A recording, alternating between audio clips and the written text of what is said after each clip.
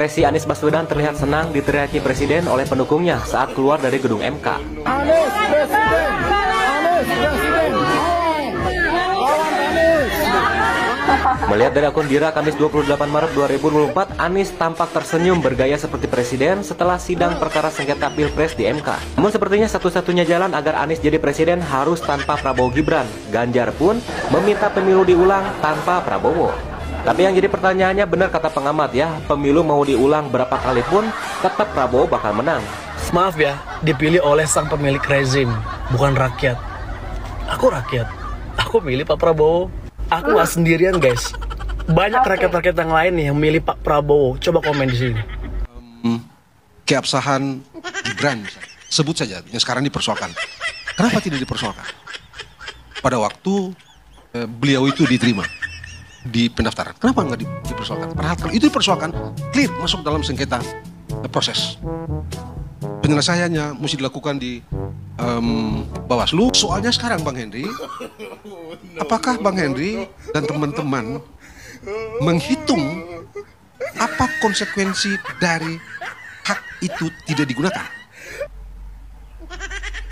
Tidak cukup menurut saya, tidak cukup, dan Bang Henry dan Bang Ari mengatakan bahwa kami nggak percaya KPU, nggak percaya Bawaslu.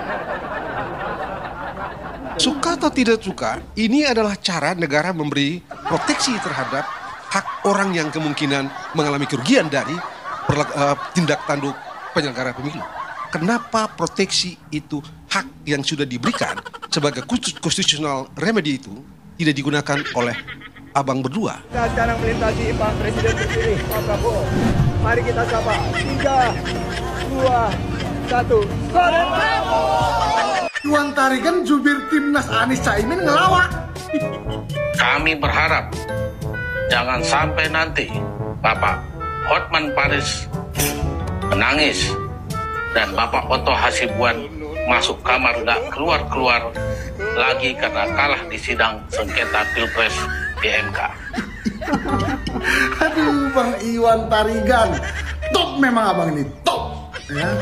Aneh kali bang, kenapa bang? Abang kok ngomongnya kayak baca teks ya, kayak baca teks upacara gitu. Undang-Undang Dasar 1945. Abang nadanya begitu tadi, padahal lagi interview. Kami berharap jangan sampai Hotman Paris menangis dan Otto Hasibuan masuk kamar gak keluar-keluar.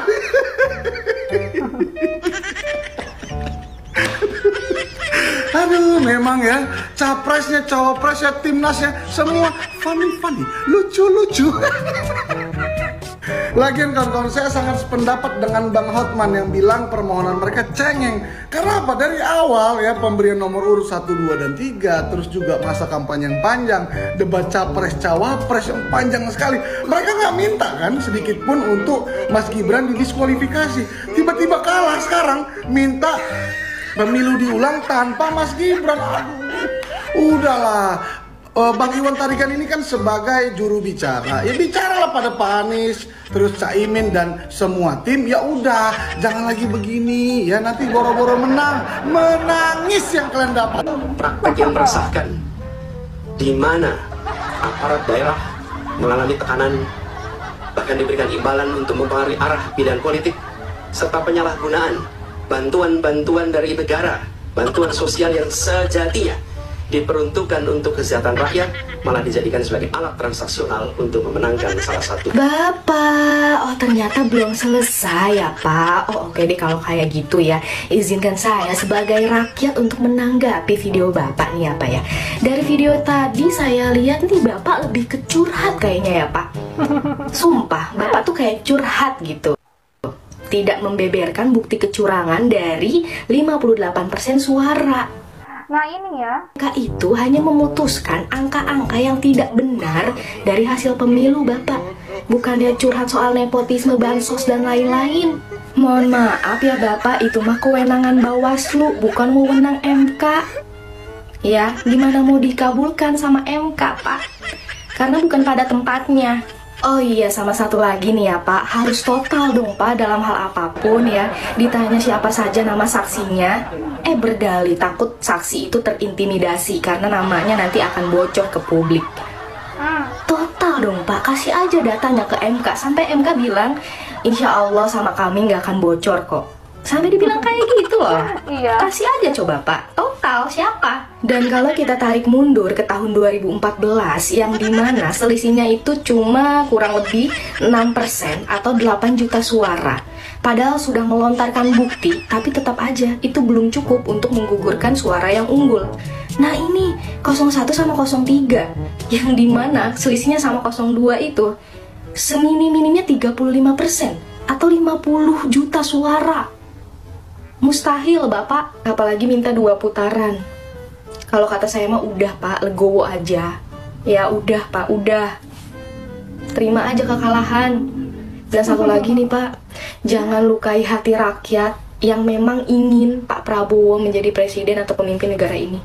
Iya. Thank you. Kita tahu penuh narasi-narasi dan asumsi-asumsi yang sedemikian rupa yang terkesan untuk menggiring opini seakan-akan kekalahan dari para pemohon adalah karena adanya kecurangan pemilu.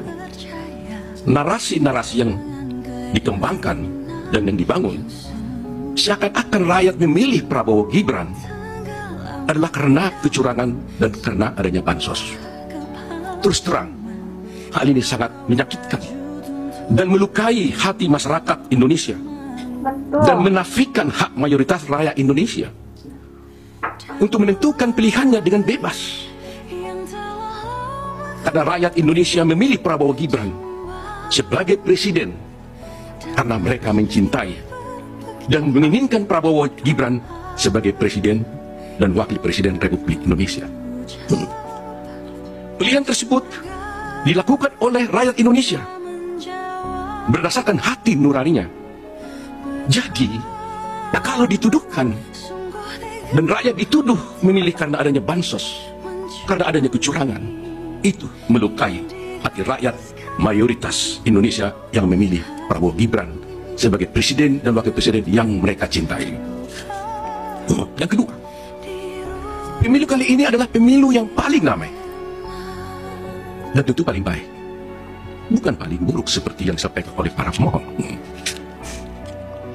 Kalau pemohon dalam permohonannya menyampaikan narasi-narasi yang bersifat asumsi dan tuduhan-tuduhan kecurangan, maka kami, kuasa hukum Prabowo Gibran, tidak akan terpancing dan tidak akan terpengaruh dengan narasi-narasi dan diksi-diksi kecurangan yang dituduhkan.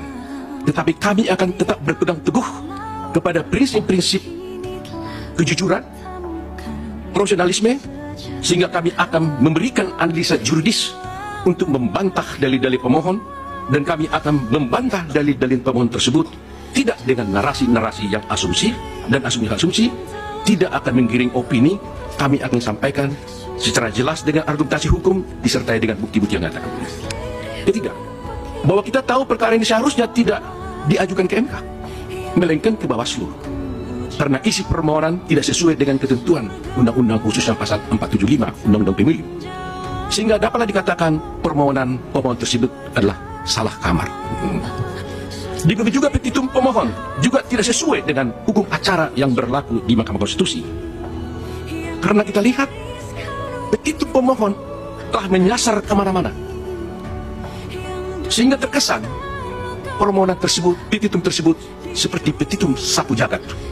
Karena pihak-pihak yang tidak pihak pun di perkara ini telah dimintakan untuk diperintahkan oleh Mahkamah Konstitusi untuk dihukum atau diperintahkan untuk melakukan.